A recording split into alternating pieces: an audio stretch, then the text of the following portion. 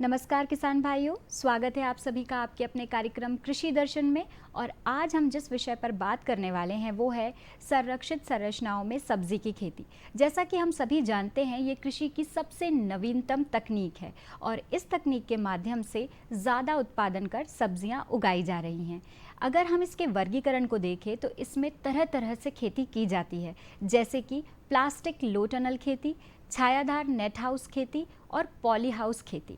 तो इस सभी विषय में हमें विस्तार पूर्वक जानकारी देने के लिए आज हमारे साथ कार्यक्रम में जुड़े हैं डॉक्टर विजय अग्रवाल जी। आप कृषि वैज्ञानिक हैं, उद्यानिकी, और आप हमारे साथ जुड़े हैं जोनल कृषि अनुसंधान केंद्र पवारखेड़ा से। तो आइए विस्तार पूर्वक जानकारी लेते हैं इसके बारे में।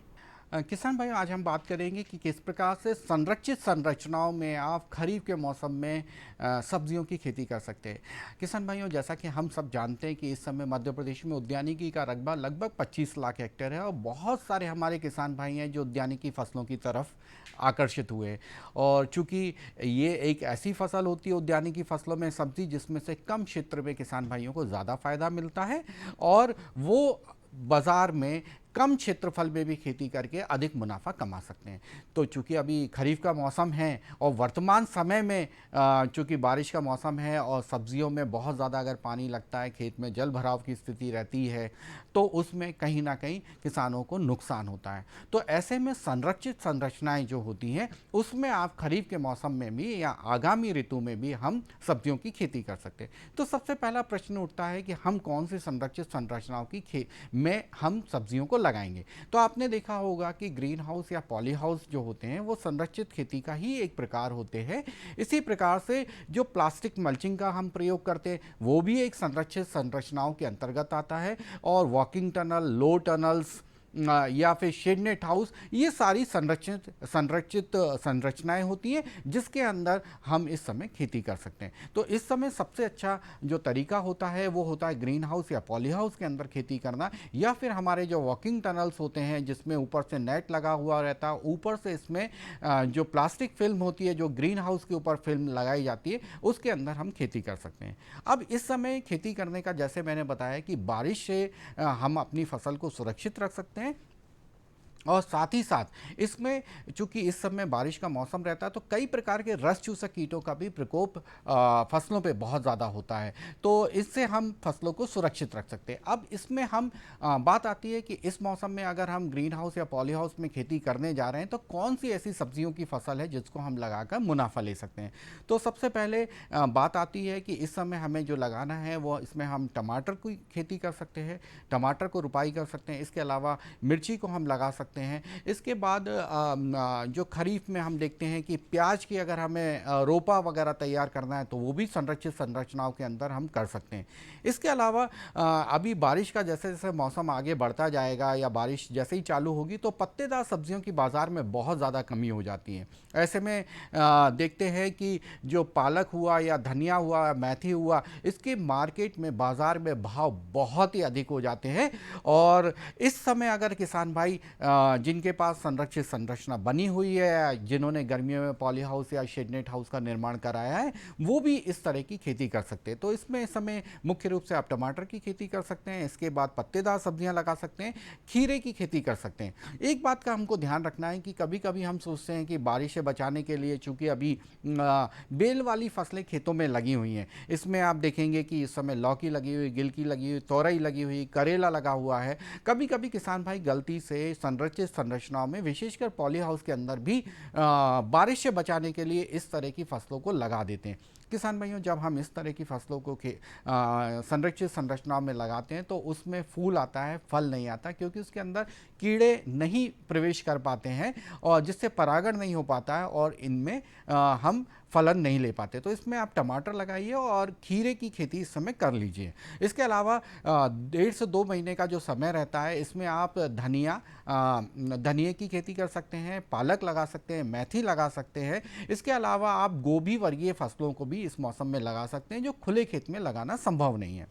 तो अब इसको लगाने के लिए हमको करना क्या है, क्योंकि इसको हम लगाएंगे अभी आने वाले समय में, तो इसके लिए अभी से आपको रोपा तैयार करना है। रोपा तैयार आप ग्रीन हाउस या पॉली हाउस के अंदर ना करके बाहर संरक्षित एक शेड नेट बना लीजिए या वॉकिंग टनल बना लीजिए, या छोटी सी जो कीट अवरोधी जाली लगाकर सुरंग नुमा स्ट्रक्चर बनाते, उसके अंदर अभी हमको इसके पौधे तैयार करने का समय आ गया है। पौधे तैयार करने के लिए आजकल चूंकि बीज बहुत महंगा हो गया, तो किसान भाइयों हमको ध्यान रखना है कि बीज जो हम तैयार कर रहे हैं वो आप खुले में आप ना करके आप जो प्रो ट्रे या प्लग ट्रेज होती हैं उनका प्रयोग करिए। इसमें क्या होता है कि जो महंगे बीज हैं उनका जो अंकुरण होता है वो 100% होता है, यानी लगभग 90 से लेकर 100% तक का अंकुरण हो जाता है। और इसमें जो प्रो ट्रेज होती हैं उसमें हम कोकोपीट का इस्तेमाल करते हैं मिट्टी की जगह पे।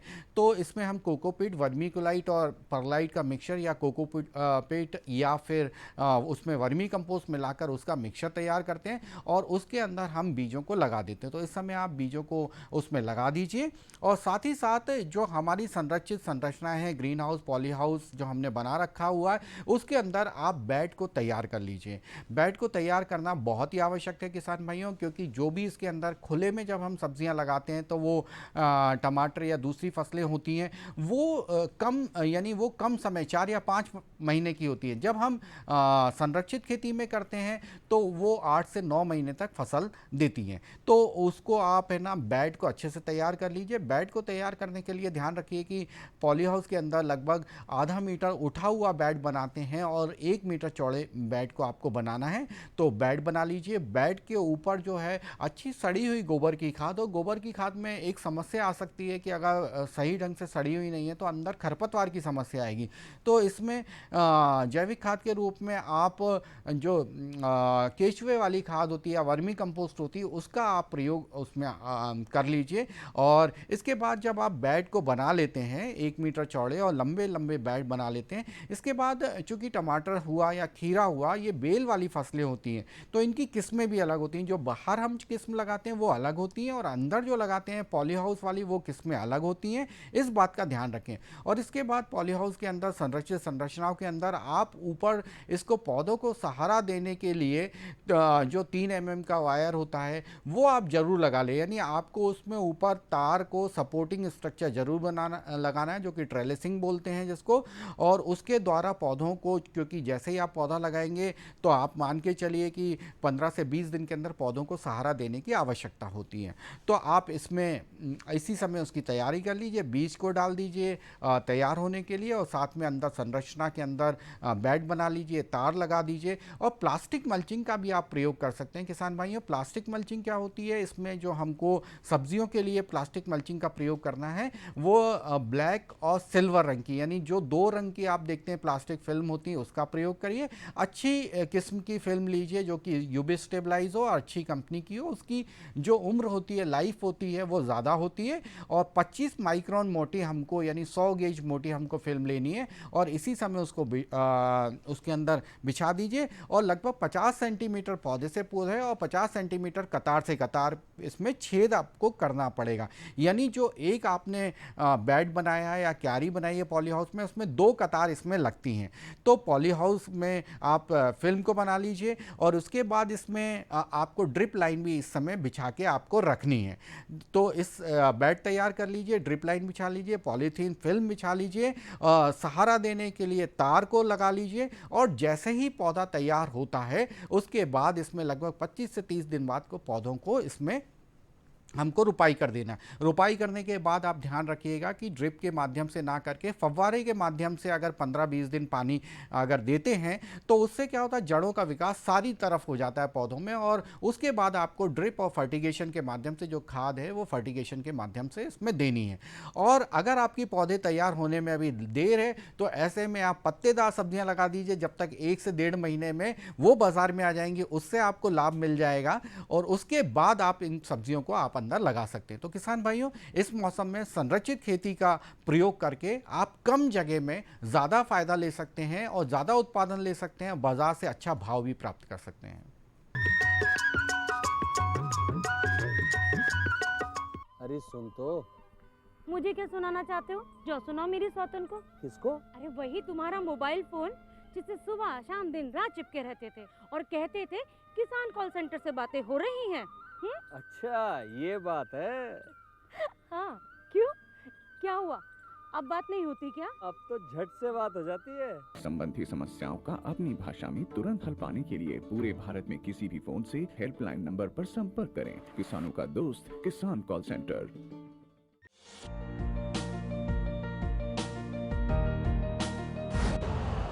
यूरिया का स्वदेशी उत्पादन 70 लाख टन बढ़ाने के लिए 6 उर्वरक संयंत्रों का उद्धार किया जा रहा है।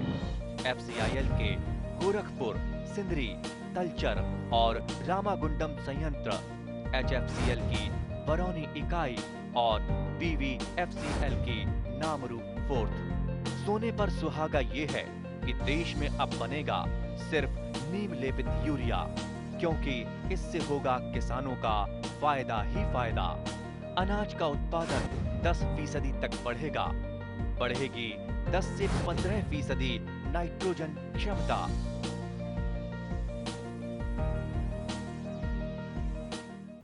किसान भाइयों, इस बेहतरीन जानकारी के बाद आइए अब आपको मिलवाते हैं डॉक्टर संजीव वर्मा से, जो आपको बताएंगे ग्रीष्मकालीन फसलों की कटाई एवं भंडारण के विषय में। साथ ही कृषि के सामयिक कार्यों के विषय में भी वो आपको जानकारी देंगे कि किस प्रकार ग्रीष्मकाल में आप भंडारण करें, ग्रीष्मकाल में आप फसलों की कटाई करें और किस प्रकार से आप कृषि के सामयिक चीज़ों को ध्यान रखकर, महत्वपूर्ण बिंदुओं को याद रखकर अपने उत्पादन की क्षमता को बढ़ा सकते हैं। तो आइए मुलाकात करते हैं डॉक्टर संजीव वर्मा से।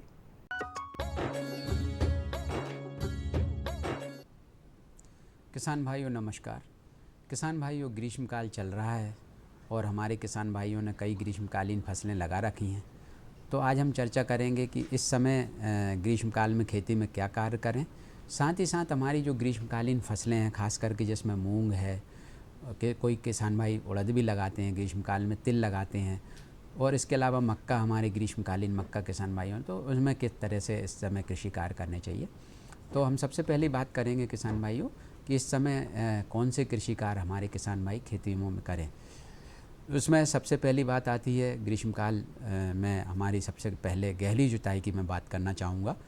आमतौर पे किसान भाई खेतों को छोड़ देते हैं कटाई के उपरांत या खेतों में आग लगाते हैं। तो मैं यहाँ बताना चाहूँगा कि जो खेतों में आग लगाते हैं किसान भाई, तो उससे बहुत सारे संसाधन का नुकसान होता है, जिसमें हमारे जीव तो उपयोगी जीव तो नष्ट होते हैं, भूमि में उपयोगी जीव हैं जो वो काफ़ी तादाद में मर जाते हैं। साथ ही साथ हमारा जो रेजिड्यू है, फसल अवशेष हैं, वो भी नुकसान होता है। दूसरी बात आती है ग्रीष्मकालीन गहरी जुताई।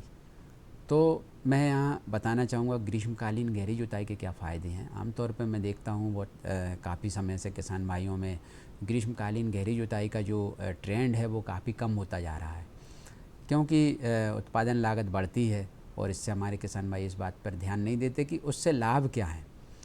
आमतौर पे 2 से 3 साल उपरांत हमें ग्रीष्मकालीन गहरी जुताई मूलबोर्ड प्लाऊ या रिवर्सिबल प्लाऊ से हमें करना चाहिए, और इससे करने से हमें ये फ़ायदा होता है, मिट्टी पलट जाती है। रिवर्सिबल प्लाऊ से एक स्थान की मिट्टी पलट जाती है और दूसरी नीचे की मिट्टी ऊपर आ जाती है। काफ़ी लंबे समय से हम जब खेतों में विभिन्न उर्वरकों का प्रयोग कर रहे होते हैं, तो ये उर्वरक लीचिंग होकर के क्षरण होकर के निचली सतहों पर चले जाते हैं किसान भाइयों। जब हम प्लाऊ चलाते हैं तो ये मिट्टी जब पलटती है तो वही जो हमारे क्षरण हुए पोषक तत्व हैं जो नीचे की सतहों पे चले गए थे, तो वो ऊपर की सतहों पे आ जाते हैं। क्योंकि हमारी जो फसलों की एडवेंटिशियस रूट होती हैं, झकड़ा जड़ होती हैं, वो ऊपर की सतह से ही पोषक तत्व ग्रहण करती हैं, और उन्हीं सतहों में यदि पोषक तत्व होंगे तो ही हमारी फसलों को, पौधों को उपलब्ध हो पाएंगे। तो सबसे पहली बात तो ये हो गई। दूसरी बात ये है कि बहुत लंबे समय तक हम जब एक ही तरह की पद्धति से खेती कर रहे होते हैं, लगातार यदि धान लगा रहे हैं हम, लगातार यदि हम चना लगा रहे हैं, लगातार गेहूँ लगा रहे हैं, सोयाबीन लगा रहे हैं, तो वहाँ पर उसी तरह के कीटों के संख्या ज़मीन के अंदर बनी रहती हैं। चूँकि मैं आपको यहाँ बताना चाहूँगा कि संख्या क्या होती है। हमारी जो इल्ली होती है उसमें की जो अवस्थाएं होती हैं जिसमें नुकसान पहुंचाने वाली अवस्था तो लार्वा है, जिसको आप इल्ली बोलते हैं किसान भाइयों। इसके अलावा वयस्क होते हैं जो अंडे देते हैं पत्तियों पे। नर एवं मादा वयस्क होते हैं, मादा अंडे देती है पत्तियों पे। तो वो अंडों के बाद लार्वा बनती, जिसको आप इल्ली बोलते हैं। इल्ली की अगली अवस्था होती है वो होती है डिंभक, जिसको शंखी बोलते हैं। तो ये जो डिंभक अवस्था है, जो कि मिट्टी में चली जाकर डिम्कोला बना लेती है, गोल ढोलक समान आकृतियाँ बना करके ये मिट्टी में पड़ी रहती है काफ़ी समय तक। जब अगली बार हम वही फसल पुनः लगाते हैं तो वो डिंभक अवस्था हमारी ऊपर आ जाती है। आप लोगों ने देखा होगा किसान भाइयों को, जब आप बखरनी करते हैं, कल्टीवेशन करते हैं, तो उसके पीछे बहुत सारे बगुले एवं अन्य पक्षी तेज़ी से दौड़ते हैं, क्योंकि जब मिट्टी पलटती है तो उसमें जो बहुत सारे कीटों के संख्याँ होती हैं, अंडे होते हैं, तो वो ऊपरी सतह पे आ जाते हैं। तो ये उनको भक्षण करते हैं या उनको खाते हैं, उनको नष्ट करते हैं। तो यहाँ में एक सबसे बड़ा लाभ, जब आप गहरी जुताई करते हैं तो वहाँ पर किसान भाइयों मिट्टी पलट जाती है। मिट्टी पलटने से आपकी जो डिंभक अवस्था है कीटों की, वो ऊपरी सतह पे आ जाती है। और उससे ऐसा होने से वो तेज़ तापमान जब होता है, 40 डिग्री के ऊपर तापमान इस समय कई ज़िलों में चल रहा है हमारे किसान भाइयों। नौतपा के बाद जो स्थिति बनती है, नौतपा और उसके बाद की जो तापमान की अधिक तापमान में ये जो डिंभक है वो मिट्टी उसकी टूट जाती है, और डिंभक अवस्था में जो हमारा पड़ा हुआ कीट का प्यूपा है वो नष्ट हो जाता है। और मिट्टी पलटने के साथ साथ जो हमारे बहुत सारे पक्षी हैं जो इनको भक्षी कीट भक्षण करते हैं इन कीटों का, तो वो भी इनको खा करके नष्ट कर देते हैं। तो इस तरह से 3 साल में हमारे किसान भाइयों को हर एक खेत का कल्टीवेटर एवं गहरी जो डीप प्लाउ चला करके कल्टीवेशन करना चाहिए, ताकि इस तरह की, साथ ही साथ कई व्याधियाँ हैं जिनकी फफूंदियाँ हमारी ज़मीन में वृद्धि कर जाती हैं, जिसमें राइजोक्टोनिया रूट रॉट जो काफ़ी क्षेत्रों में काफ़ी समय से नुकसान पहुंचाते आ रही है, तो जड़ों को नुकसान पहुंचाती है पौधों को। तो ये जब हम मिट्टी पलट देते हैं तो हमारी मिट्टी की जो तेज़ तापमान है, और यहाँ मैं एक चीज़ और बताना चाहूँगा कि सॉइल सोलराइजेशन भी हमारे किसान भाई जहाँ पे सब्जी की खेती करते हैं या नर्सरियाँ तैयार करते हैं, मिट्टी पलटने के उपरांत आप गर्मी में सॉइल सोलराइजेशन करके उसमें काली पॉलीथीन बिछा करके उसको ढक देना चाहिए उन जगहों पे जहाँ आप नर्सरियाँ लगाने वाले हैं। तो मिट्टी का तापमान तेज़ी से बढ़ता है, लगभग 60 से 62 डिग्री टेम्परेचर चला जाता है।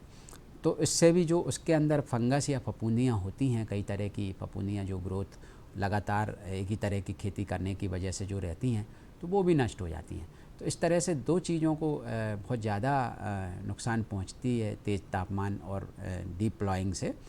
तो इससे हमारे किसान भाइयों को लाभ आने वाले समय में ये होता है कि जो फसल वो अब लगाने वाले हैं या उनने क्रॉप रोटेशन नहीं अपनाया, फसल चक्र नहीं अपनाया और एक ही तरह की फसल कर रहे हैं, तो उस तरह की फसल के कीट काफ़ी हद तक नष्ट हो जाते हैं। तो आने वाले समय में उनका प्रकोप कम हो जाता है। दूसरी बात यहाँ पर यह है कि किसान भाइयों की चूहा नियंत्रण भी हो जाता है। इस बीच में आप चाहें कि जो मेड़ों पर और अन्य दरारें बने हुए हैं उनमें एल्यूमिनियम फास्फाइड नामक दवा डाल के उनको ढक दें, तो आपके चूहों का भी नियंत्रण काफ़ी बिलों को नष्ट कर दें उसी दौरान, तो काफ़ी हद तक नियंत्रण हो जाएगा। दूसरी बात यहाँ वही है कि जो फसल अवशेषों को हम जला करके नष्ट करते हैं, तो वो भी अब किसान भाई ना करें। फसल अवशेषों को जलाएं नहीं, किसी न किसी तरह से कल्टीवेशन करके, प्लाविंग करके उनको मिट्टी में मिलाना आवश्यक है।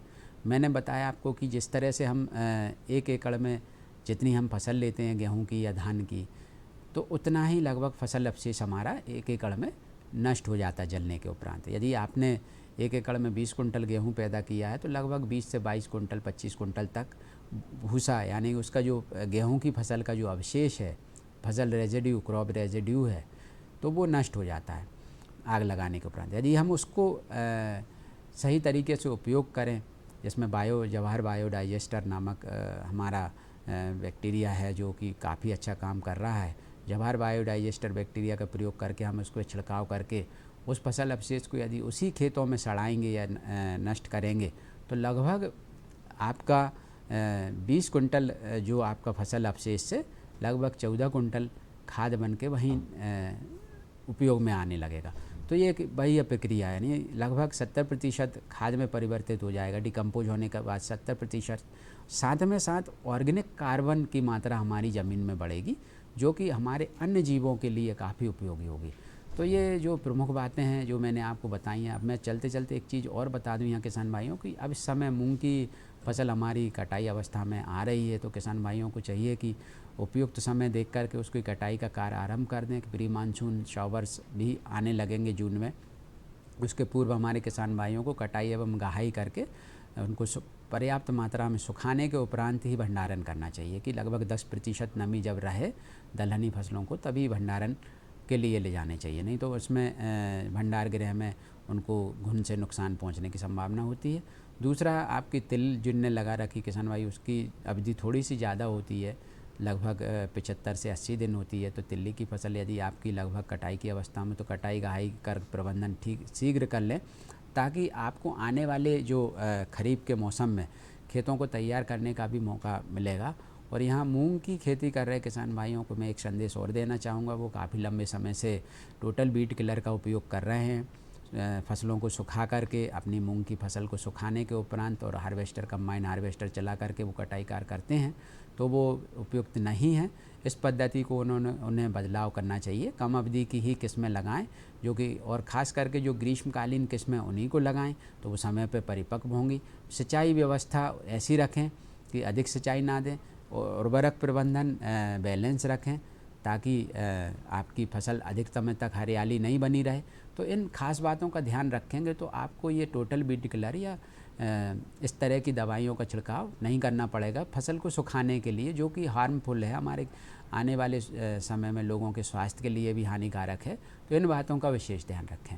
तो ये इस समय विशिष्ट बातें हैं जो मैं किसान भाइयों को बता रहा हूँ। खेतों की तैयारी शीघ्र कर लें, जिनके खेत खाली हैं और जिनकी फसलें लगी हुई हैं वो कटाई एवं गहाई का प्रबंधन करके भंडारण उपयुक्त नमी पे ही करें फसलों का। तो इनका ध्यान रखें, आने वाले समय में अत्यधिक लाभ प्राप्त होगा और समय पे बुवाई कार्य आपके हो पाएंगे। धन्यवाद।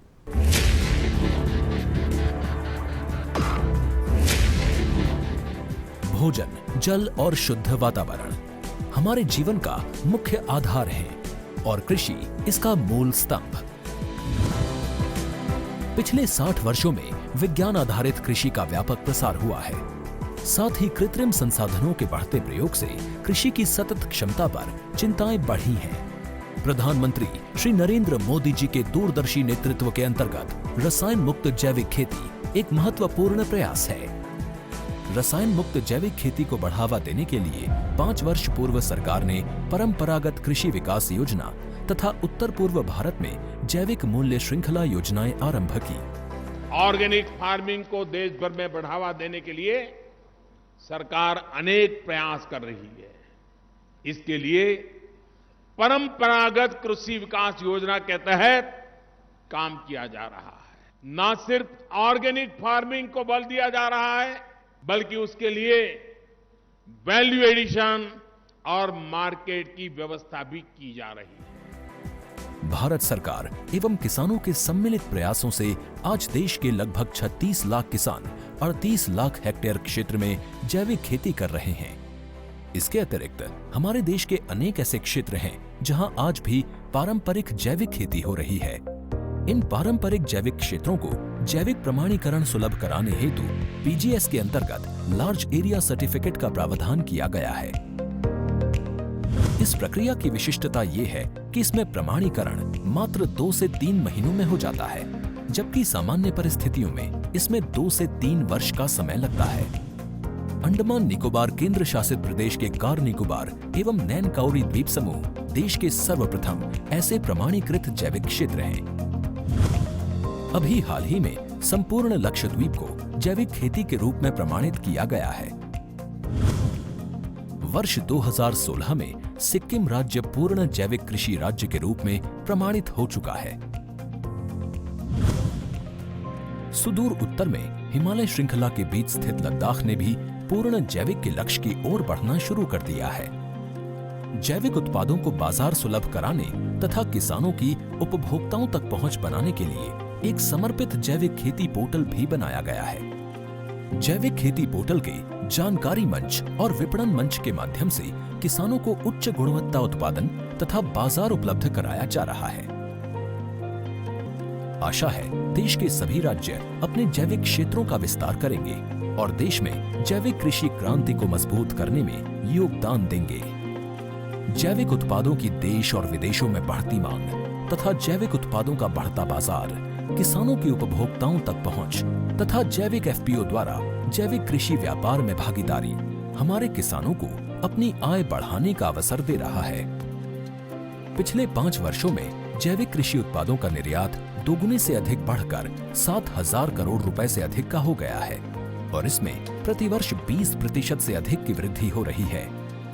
उम्मीद है पारंपरिक क्षेत्र के किसान भी इस बढ़ते बाजार से लाभान्वित होंगे और जैविक कृषि आंदोलन को आगे बढ़ाएंगे। किसानों की मुस्कान समृद्ध हिंदुस्तान की है पहचान।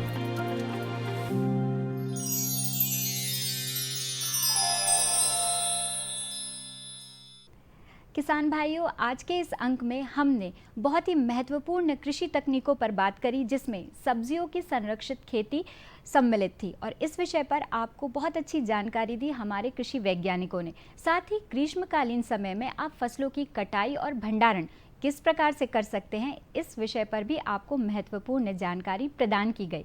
तो दर्शकों, हम आपको यही बता रहे हैं कि इसी प्रकार से हम कृषि दर्शन कार्यक्रम आपके लिए लेकर आते हैं, जिसमें खेती किसानी से जुड़ी हुई छोटी छोटी बातों और कृषि वैज्ञानिकों की आपसे राय सलाहें होती है। तो इसी तरह हम कृषि दर्शन कार्यक्रम लेकर आपके सामने आते रहेंगे।